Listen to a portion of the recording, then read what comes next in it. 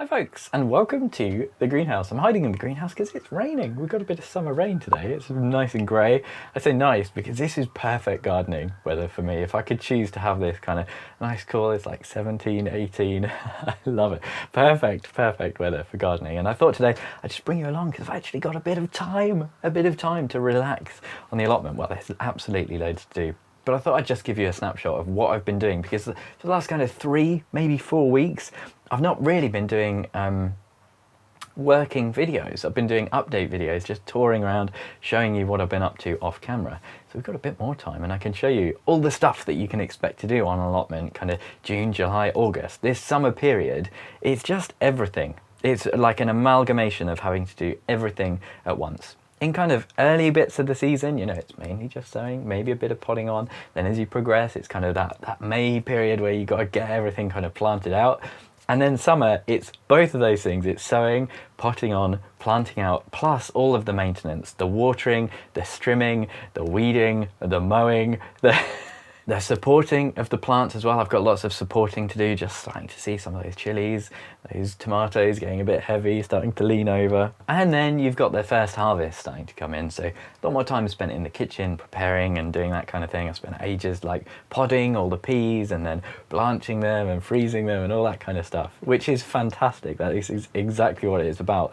But it just feels like in summer, whoa, it all, you know, it's just all of it. You've got to do every single gardening job at once. I've got to do some plant defences as well, some structural stuff for the polytunnel doors. It's a lot. But as you can see, I'm smiling because when you've got time, it's wonderful. And I absolutely love doing it. Now let's start with a bit of sowing and a bit of potting on, I think. And in fact, just before we start the potting on, I wanted to do an update on my compost trials. Now, I left all of the compost trial trays. I did a whole video, kind of detailed look at a load of 5 different peat-free compost. I'll link that above if you want to check that out. But what I did do was just left them all to see what they did going into the future. And we've got here in the foreground, we've got the home base, looking a little bit ropey, not much lettuce growth on here. The basil looks really healthy actually, which is quite nice. The tomatoes looking quite stunted. Over here, this is the Heart of Eden, looking much stronger. Look at the salads, doing really well. Basil, doing really nicely. All of the radish have gone completely over and they're flowering. But then the silver grow, look at this one. Absolutely incredible salads on here. They've bolted a little bit, you know, because I've just left them in the greenhouse, but really nice salad growth. Some very strong, really good radish on here. You can see these radish have actually kind of done their thing properly, whereas the one next door, just tiny little, they look like kind of spring onion bulbs sized. So just another tick for the silver grove, really. Now what's happened to the cocoa coir? The cocoa coir kind of won that trial, but unfortunately it's down here on the ground and you can see not very good, and that is just my lack of watering. So don't read into this too much, but it is interesting to see no great shockers in terms of the results. Still pretty confident with what I put out before. Nothing has suddenly gone later on in the season, like massively overtaking the result winners earlier on. I did sow in here some parsley as well. So this is one of the things I'm going to be potting on. There's some tiny little parsley seedlings dotted around in here, and lots of basil, which looks really healthy. So that is well worth saving and potting on. A lot of the salad, unfortunately, has kind of gone over. A lot of this lettuce is going to have bolted, got that central stem, so it'll just be super bitter. The main thing I do want to pot on is this tray of cucurbits. We've got some courgettes and some squashes in here, and these are quite wilted. And I think actually, I was putting this down to heat in the greenhouse, but these have been outside for a few days in a little miniature cold frame. And I think actually, if anything, it might be overwatering. I think I might have slightly overwatered these. And I've had a real issue with my cucurbits going out and then just sitting in the ground, not doing anything. And you can't have a squash or a courgette or anything like that go out and not do anything, because while it's not doing anything, the slugs will come along and eat it. It really needs to be able to outgrow any slug or pest damage. So a bit of slug and pest damage is normal, but normally the plant will grow faster than the pests can eat it. But if that's not happening, you're going to lose your plant. So I want to give these a really good start, and I'm actually going to pot them on into, well, not all of them, but I'm going to pot some of them up into, down here I've got some 2.5 litre containers in there. So big pots, sort of a little bit overkill, to be honest, not the sort of thing I'd normally do, but I want to give these a much better chance. And then I might do some sowing, show you what I'm sowing in July. The good news is that although there's a bit of wilting, everything under the surface looks fantastic. Really nice, strong growth. So I'm just mixing up, I've just made up some Silver Grow, a little bit of added pelleted fertiliser and a little bit of the Dalefoot compost as well that I'm just mixing in, popping them in and filling them around. And I've got quite a lot of these to do. I've just had a look. I did forget, I actually did some greenhouse cucumbers, which was really foolish. Well, not foolish actually, they were kind of extras, spares for just in case, but a little bit wasteful because there were quite a lot of seeds and they're Carmen F1, and I sowed them forgetting how many other cucumbers I had. So I might be kind of giving those away. There is just no room now for, ooh, I could have one in here. I might actually leave a couple on the top of here and let them kind of trail down. Tiny bit of dead space here next to the, you got to use every little bit. I tell you what, I did see one thing, look. Somehow a little bit of bindweed has come through the new greenhouse floor, which is a bit upsetting. Hopefully it's just come under the sleeper there. But yes, still plenty of squashes to do. This one is the honey nut squash. The other honey nut looks like it might have died, but down here are the courgettes. I've got 3 Astia courgettes. They've gone in quite nice. They look fine. Once again, a little bit of wilting, a little bit of this. Hopefully nothing too serious, but last year I didn't get a single courgette, so hopefully we can make up for it this year, even though it's quite late already. And it's harvest time now for courgettes, but hopefully we'll get something. Okay folks, we have progress. You can see I've taken out all of the trays on this second shelf of the Copper Grey staging because these plants are so large. I've put them back in the greenhouse. They have been outside, but these are warmth loving plants, so I think they're going to be okay in here, and I'll just let them kind of bed in. Hopefully their roots will start going. This one looks absolutely incredible. This is the Marina di Chioggia, which is the only one that is really looking fantastic. The rest all look okay. I'm hoping it was overwatering, and I've just done a little bit of water at the bottom, like in that potting mix before I've gone in. So hopefully they're gonna perk up and they'll get lots of light in here now that I've taken out this shelf. Now I want to move on to potting up the other little bits and bobs. These yin yang beans, they're going to be okay. But up here I actually have a little selection of flowers. There's some sweet williams, some aubergines, which I planted probably back in, I don't know, April, mid-April maybe, and they just did not want to get going. But they are now moving. I've got in here a little ground cherry. I think this is multi-sown. So there's a lot going on in there. So there's a few bits I want to kind of tease out and put them in individual pots and pot up the aubergines, probably put those in 2.5, see if they're going to do anything or not. They won't get to fruition in a 2.5, they might need to go up to a 5. Down here we've got some spring onions coming up, and there's a few basket flowers in this tray. Most of this is Celine. These are kind of leftovers. I planted a few out, some oxeye daisies as well and that kind of thing. So there's a few in there to get potted up, and as well I want to save this stuff that I was showing you earlier, some of the basil and the parsley. Oh, and I do have a few bits to plant out as well, so I think it's time for these brassicas to go out. We've got a few red cabbage. They're looking wilty. Once again, I'm hoping this is overwatering. This is a very, very wet tray. We've got some Savoy cabbage as well as some spigarello. My purple sprouting, my last chance for this purple sprouting, these 2 rows, just nothing, absolutely nothing germinated, which is a real shame. I think it's almost definitely too late. Am I going to try again? I might. There was a tomato in here that I've taken up. And there's a beetroot that's looking quite healthy, so I'll plop that out as well.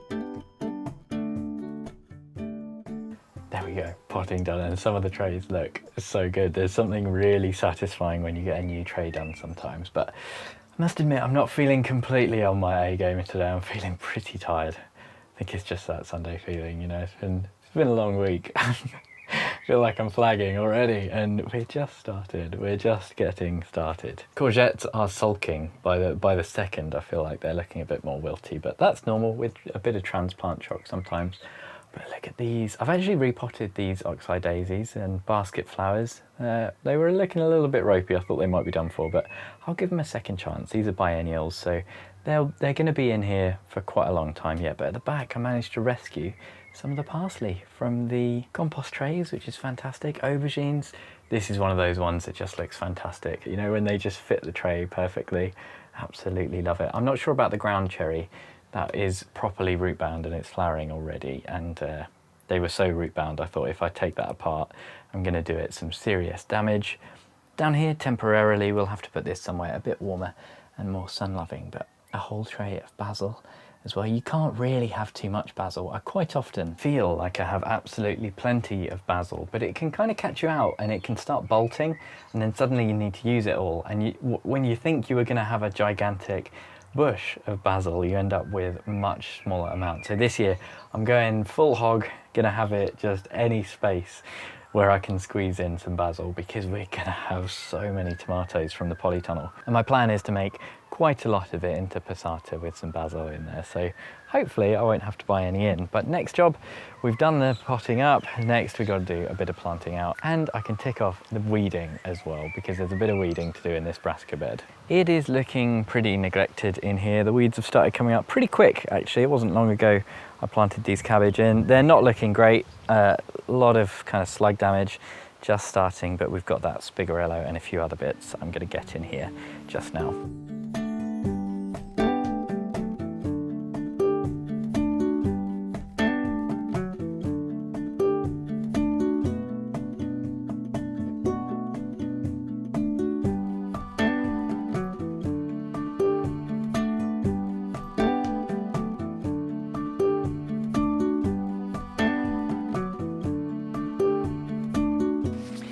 Absolutely should not shock me, but this has taken much longer than expected.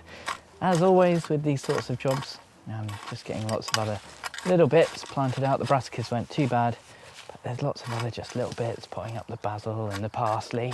It all takes quite a lot of time. Now, I've spoken quite a lot recently about some of the issues I'm having with my soil texture. And this bed doesn't seem too bad. I just want to plant out some beetroot, and they're in a bit of a funny tray. So what I'm doing is I just want to loosen up this soil, basically cultivate it so that I can get the soil pulled up to either side, and I've actually got a gap for the beetroot to go into. Now this bed isn't nearly as bad, but it's still taking an awful lot of work. I've just done one behind me, and you see that, this little lump, you just get that kind of rock solid cap. And like I say, this bed isn't nearly as bad as the one I've just done, but you can still see it a little bit. And I'm just drawing the soil across. Once you get into that kind of slightly lower down soil underneath that cap, it seems quite nice, but it's just very difficult to work, and lots of my plants still are clearly not happy when they go out. What's that? Wow. Still finding things like that years later after taking on this plot. So I had a lot of trouble with my beetroot, and it just was not germinating in modules, so in the end I resorted to just sowing absolutely loads of seeds in these seed trays, and these ones actually came good. And with this soil it just seems easier making a little kind of drill almost like this, a line, so that I can then just plonk stuff in and scrape the soil back in around it. But this is a good example there. If I try to just dig this out with my hand, it's like solid clay for, you know, making pottery or something. It just doesn't happen. I have to use an extraordinary amount of force to really get in there with the hoe or a cultivator. I do have a Wolfgarten soil miller, which is very good for this too. But in an ideal world we'd have lovely soil in here that was all soft because of all the amendments and added organic matter. but we're working on it. It's a work in progress. But for now, I just wanted to show you what I've got to deal with at the moment until we get to kind of Goldilocks soil. I'll just give that a quick water in and it should all find its level and fill in any gaps.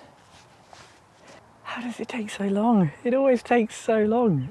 It's like 3:30 now, and I've just realised there's an England game on. It's Sunday and England are playing at 5. I'm not really much of a football fan, but I couldn't help but get drawn into the Euros, and I'm going to have to get the radio on or something like that while I'm up here so I can follow it along. But there's still loads to do. I said I was going to do some sewing and what I'm sewing, but there's loads of other stuff. So that can wait for another day. I've got lots of lettuce on the go, which is kind of one of the main successions I want to have. I got my lettuce, I got my beans. A lot of other stuff can wait for a little while. What I want to prioritise, what I always recommend prioritising, and this is why I'm so bad at successional sowing, because time gets tight, and then I always want to prioritise looking after the plants I've got, making sure that they're well supported, pest-free, all that kind of stuff. So my time ends up going to all the plants that are growing, and I never do any more seeds. I always find June and July especially awkward for seed sowing. I really like the tail end of July. I'll try and start sowing a lot more then, because that's when you can do some of the slightly cooler things, your spinach, your Chinese greens, your Asian greens, pak choi, that kind of thing. But if I start them now, it's just going to be a little bit too soon. So I'm very happy. I've got loads of lettuce that are coming, some more spring onions, and this just looks so much better in here. But down here, the next thing I want to talk about is support. So you can see the way that I've done my chilies this year, just 3 canes and string along them. And this is my go-to chili that actually broke the other day. You can see a bit of chili corpse on the floor there. Very sad. So this one is in dire need of supporting on this side. It's actually got caught in this one, which is the neighbour in the quad grow. And it's dragged the neighbour right down, and I didn't even notice. So I'm going to go around all the chilies and check the canes, check the string, and make sure they've got good support, because this is really, really easy to sneak up on you. And especially when you're growing a few quite close together, it looks fine until you get in close and then you realise something is at risk of snapping. You get it especially on larger pepper plants, because obviously they weigh a heck of a lot more than little itty bitty chilies like this Ring of Fire. I really think this is just a great demonstration of why you shouldn't grow things too close together or pack them in. And I say this every year, you know, follow my do as I say, not as I do. I was going to say follow my lead, but no, don't follow my lead. Do as I say, not as I do. And I'm going to have to take great care. This is difficult to film because you'd just be looking at the back of my head. But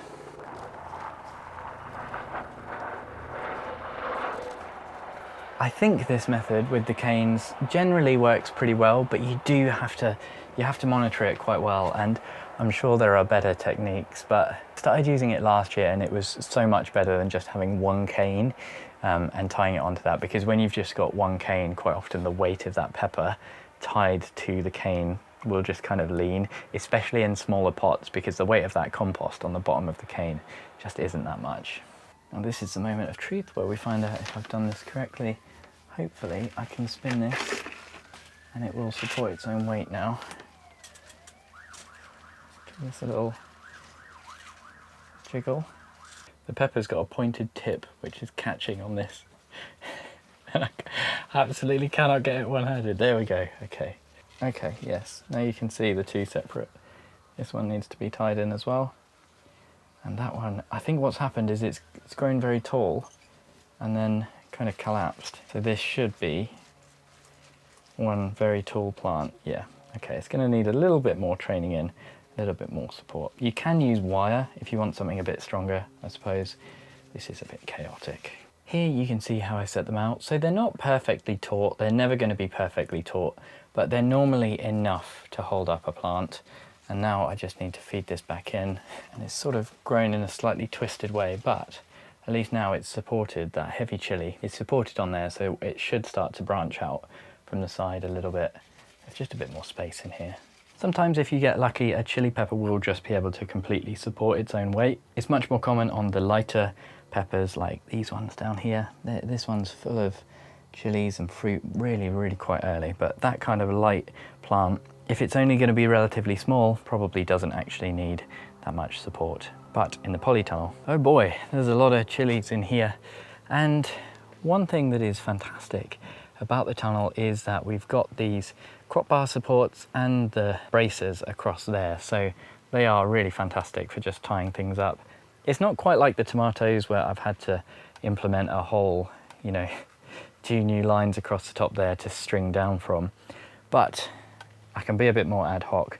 Some of these have needed support, like this one, it started going super lopsided, and the ones at the back there, 2 very heavy fat peppers, so I've supported those branches. This one I'll tie in a little bit, and a few of these might need some canes, so that's what I'm going to do now. Scratch that, that's not what I'm going to do now. It's just suddenly started to get very, very warm in here, so I'm going to leave this when the cloud comes over, or maybe when England are playing I can do a time lapse with my headphones on and listen to the game. But just so happy with these. Now, I had next on my to-do list watering, and because I'm such a diligent allotment holder, because I'm such a master gardener, I don't actually need to water today because I was doing that yesterday. I popped up yesterday without the camera just to do a bit of all this maintenance stuff. Did a bit of side shooting. Oh, I've missed one. You always miss 1 or 2, don't you? But how did I miss this? Look at the size of that one. Oh, it's such a satisfying snap. Not long ago, I would have been absolutely over the moon if I was taking side shoots like that, but that time has come and gone. We're into the full growing season and all the tomatoes are looking good now. Now, the plan has been to minimise watering as much as I possibly can, because I do quite like a little bit of hand watering, and I don't mind kind of watering the seedlings and that kind of thing, but I invested in a little solar irrigation system for the polytunnel to take out some of that work, and unfortunately it hasn't quite worked. Fortunately, we have had a really, really wet spring. So far, everything that's gone in the ground in the polytunnel, all those tomatoes look absolutely fine. I have been doing a little bit of supplementary watering.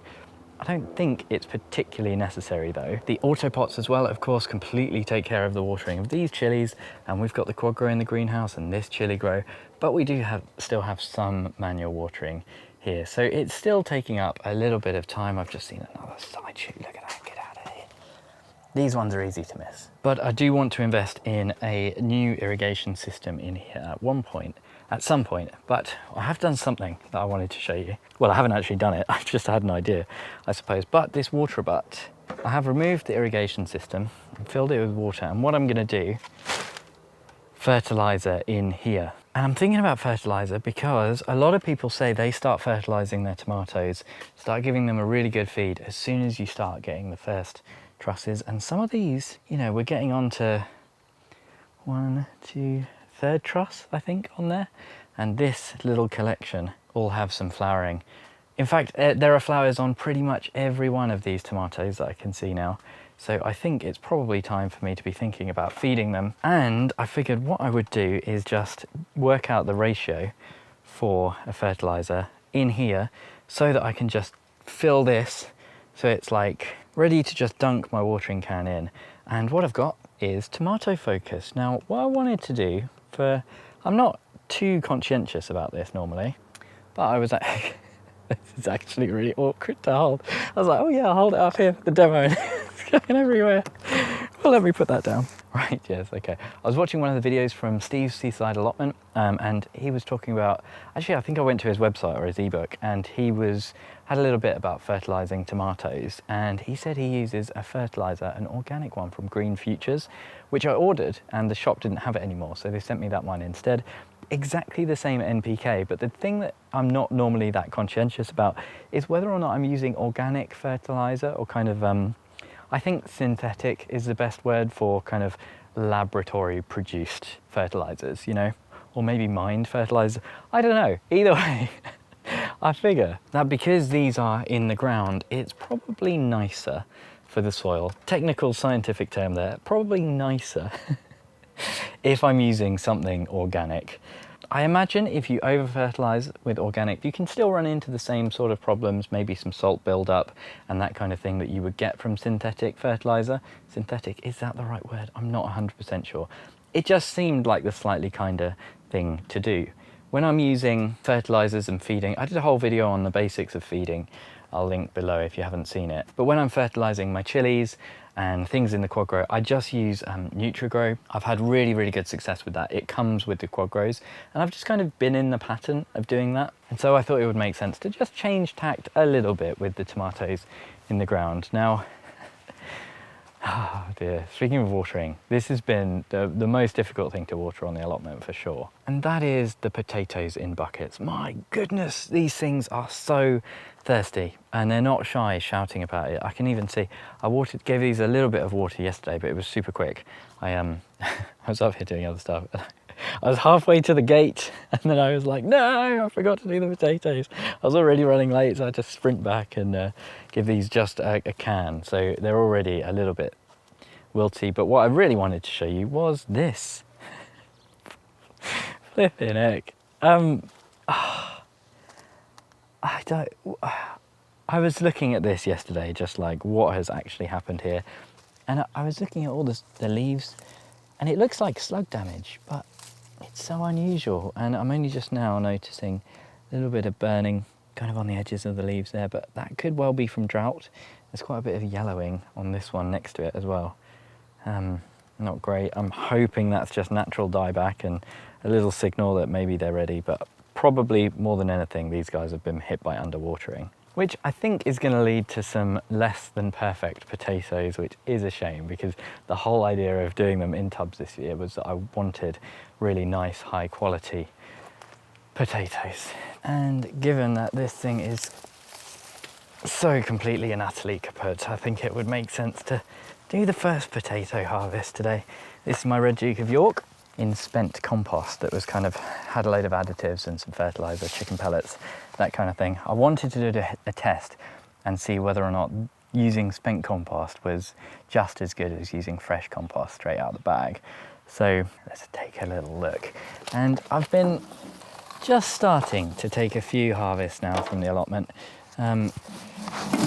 but it has been a slow year for the start of the harvest. Oh. My camera battery died just as it caught one frame of my surprised face, because holy cow, it looks like some very good potatoes in here.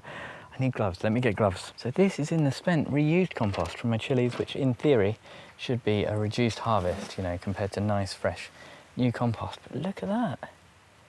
Oh, it's an interesting texture. I think that might be maybe just the start of scab. I'm not certain, it looks a little lumpy bumpy. But these look like a really decent sized potato. I'm gonna go through here. So, oh look, they're good. These are better than any of the container potatoes I did last. Oh, look at that. Oh, yes. Surprising potato reveal. I wasn't expecting this. Oh, they're a gorgeous colour. These are Red Duke of York, which I did try and grow last year, but they really didn't come to anything. There's nothing as satisfying as there is ruffling through the soil for potatoes. Oh, magic. Look at this. I've just got them in here. Not sure if you can see them. It's not the biggest harvest, but I am very pleased nevertheless. You can definitely get much bigger harvests, but I've taken them a little bit early. Considering how badly damaged those plants were, I'm very, very pleased. But I'm just thinking about how, I mean, we've talked about it all today. It really feels like it's just summer. You have to do it all. We've talked about sowing, we've talked about potting on, we've talked about transplanting out, we've talked about weeding, we've talked about loads of the maintenance, we've talked about supporting crops. There's so much that you have to do in summer, and now I need to do some crop defense, because that's the other thing, of course. Your netting is not just support structures, sometimes it's to keep out pests. And what I want to do is start work on these doors. I want to do that today. I don't think I'm going to get finished. I think it might all go a bit sideways, but I have bought up the drill and some screws, and hopefully I can knock up something together that's going to keep everything out of that polytunnel. But before that, because that's another good thing to do while the England game is on, there is one more thing I want to tick off, and that's just maintenance. I've brought the strimmer up, so I'm going to go around. You can see the grass just around the edges. I gave it a mow the other day, so the main paths aren't too bad, but the grass just up against the edges there, it just needs a little bit of taming. In some places it just goes wild and you can't see the bed edges, and the more edges that you have covered with that nice moist damp grass, that's perfect slug habitat. So mowing and strimming isn't just for making it look pretty, it's also vital to keep those pest numbers down. Now, I came up here the other day and I had a full-on, like, proper gas mask, which I bought quite a while ago, actually, for when I'm making chili sauces, and it's really hot. But if, like me, you've got a bit of hay fever, a mask does actually really, really help. I've always had the worst symptoms were from my eyes, but I've actually recently realised that it's not from pollen getting into your eyes, it's actually a reaction to pollen getting into your nose, and that's why the nose sprays this year, which I've relied on more than ever before, have actually surprisingly really reduced my eye itching. But I'm just looking around, I always forget this. I always want to start strimming or mowing, but first you always have to spend like 10-15 minutes going around picking everything up and moving it out of the way so that you can actually get your strimmer through.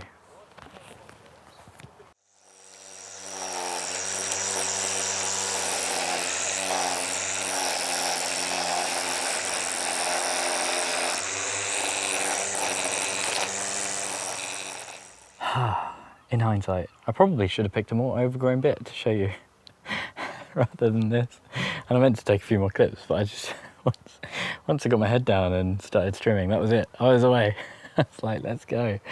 So, I'm feeling it today. I really am quite tired, but you can kind of see probably from today's video why I've not been doing much filming, because it's so many like different, like bitty jobs, you know, like stuff that's just, I'm just doing whenever I've got an hour and I come up and there's not really anything to properly get stuck into, or if there is a big job to get stuck into, then I haven't got enough time to film it and I've just got to get it done. And next for me, some work in the tunnel. I want to start thinking about those doors. Whether or not I get them finished today, I'm not too sure. And spin you around, chili supports and getting a few more strung up on here. What I have done, I've got this one which is just rested, so it's not secured in, but I am going to tie into that, and the weight of the chili should kind of hold it in place. That should be enough for the chilies, and I've got a few more bits of wood that I'll probably just place along the top. Wish me luck on the screen doors. I think it should be fairly simple. I think it should be okay. Quick behind the scenes phone update on the doors. I didn't realise I was still wearing my mic, I've only just seen it, but it's 8:30. This has been agony, not only because of the doors, also having to listen to that England match on the radio, but I've finally just got the actual frame in. It was an absolute pig. I don't know why. It's, I think, just my lack of skill more than anything, my complete ineptitude, but I am quite pleased with it. It does fit nice and snug is the name of the game, obviously, because if there's anything around the outside, then a mouse might be able to get in there. And not only is the frame done, I have also just fitted the latch, which is fantastic. It does kick out this sliding door a little bit, but if I just rearrange the pole that it slides into down there, it should be fine. So good progress, but I've only done one. Flip in hours and hours. Still got another one to do, and I've still got to fit the actual mesh, of course. It's never easy, is it? Maybe it just started streaming as soon as I pressed record there. Thank you ever so much for joining me. The England game is about to start, so I'm going to get the radio on, get working on the doors and the chilies, and hopefully I'll see you again next time. An extra special thank you to all of my Chili Pepper Tier patrons: Tony, Bill, Pam, Louise, Mel, Michael, Denise, Socks in the Garden, Andrew, Sarah, Dorcasaur, Louise, Angela, Andre and Brett. Thank you ever so much for your support.